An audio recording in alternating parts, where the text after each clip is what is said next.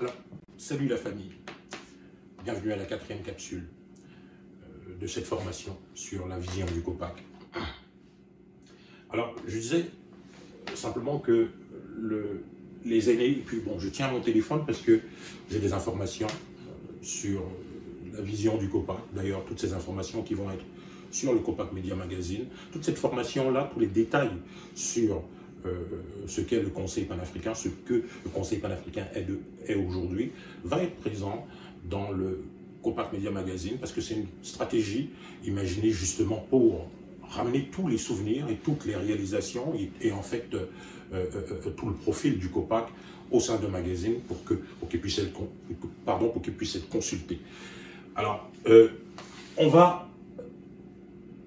revenir sur le Conseil panafricain de Québec. Alors, je disais que les aînés donc ont une brillante idée, après la mort, juste à la mort de Nelson Mandela, de réaliser le Conseil panafricain de Québec. Donc, pour l'histoire, cherchez aussi dans les capsules vidéo que Anna du Copac Média et moi, et puis le reste de l'équipe, avons réalisé pour justement parler de la création et des origines du Conseil panafricain. Alors, c'était le Conseil panafricain de Québec qui réunit qui veut unir les associations africaines et les sympathisants aux causes africaines. Alors, il fallait un peu, à mon arrivée, repenser la formulation de cette mission parce que, écoutez, on avait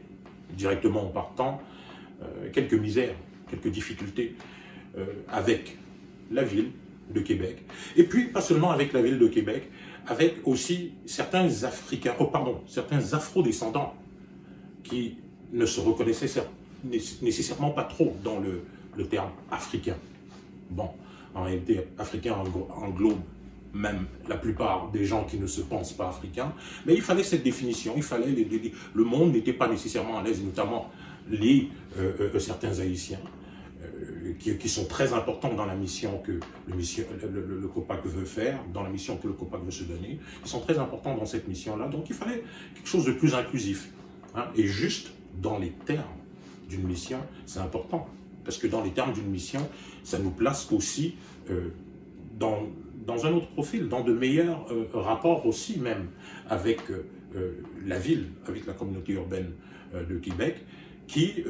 trouve dans certains termes qu'on met dans nos missions, hein, et même dans l'ADN même de notre constitution, des termes qui ont l'air plus inclusifs. Alors, je vous donne plus de détails à la 5e capsule.